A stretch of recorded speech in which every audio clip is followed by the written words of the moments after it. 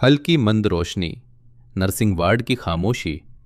ईमान 23 साल की नर्स सफ़ेद कोट पहने एक मरीज के पास बैठी है। दीवार पर लगी घड़ी 2:47 का समय दिखा रही है। बाहर हल्की बारिश की आवाज़ आ रही है। मरीज एक बुजुर्ग व्यक्ति, ऑक्सीजन मास्क पहने, आंखें बंद। ईमान उसकी फाइल देखती है और धीरे से कहती है, अल्लाह करे सुबह तक आपकी हालत बेहतर हो जाए चाचा जान। वो उसका हाथ थामती है। अचानक मरीज की सांसें तेज हो जाती हैं और मॉनिटर के अलार्म बजने लगते हैं। ईमान भागती है, डॉक्टर को बुलाती है, मगर सब खत्म। डॉक्टर, टाइम ऑफ डेथ 2:52 सुबह। ईमान खामोश खड़ी रहती है, मरीज का चेहरा देखती है। तभी अचानक एक ठंडी हवा कमरे में प्रवेश करती है। लाइटें हल्की सी टिमटिमा उठती हैं। ईमान की नज़र मॉनिटर पर टिकती है। दिल की लाइन एक पल के लिए फिर से टक टक करती है। वो चौंक कर पीछे हटती है। कमरे में कोई नहीं है, मगर पृष्ठभूमि में एक धीमी सी आवाज़ गूंजती है, ईमान, खत के नीचे सच छिपा है। ईमान के हाथ कांपने लगते हैं। सुबह ईमान थकी हुई अपने कमरे में बैठी है। उसके हाथ में वही मरीज की फाइल है। नायला, उसकी सहकर्मी और दोस्त, अंदर आती है। नायला, तुम रात भर ड्यूटी पर थी? तुम्हारी आंखों के नीचे तो साए पड़ गए हैं। ईमान, नायला, वो मरीज जिसका निधन हुआ, मुझे लगा वो मुझसे कुछ कह रहा था। नायला, शायद तुमने सपना देखा होगा, तुम ज्यादा भावुक हो जाती हो। ईमान, सपना नहीं था, मैं जाग रही थी। मैंने सुना उसने कहा खत के नीचे सच छिपा है।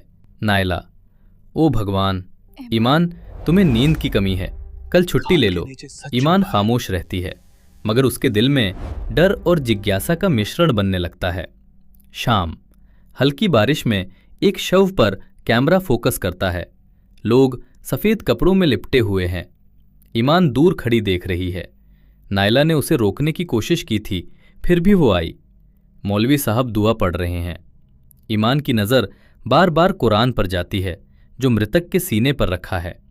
उसे याद आता है, कुरान के नीचे खत छिपा है। नमाज की रस्म समाप्त होती है, लोग चले जाते हैं। ईमान धीरे से पास जाती है। हवा तेज हो जाती है, बारिश की बूंदें उसके चेहरे पर गिरती हैं। वो धीरे से कपड़े के नीचे हाथ डालती है और वास्तव में वहाँ किसी कागज़ का कोना नजर आता है। वो जल्दी से निकालकर अपनी जेब में रख लेती है। रात, बारिश रुक चुकी है। ईमान मेज पर बैठकर वो खत खोलती है। कागज से हल्की पुरानी खुशबू और मिट्टी की महक आती है।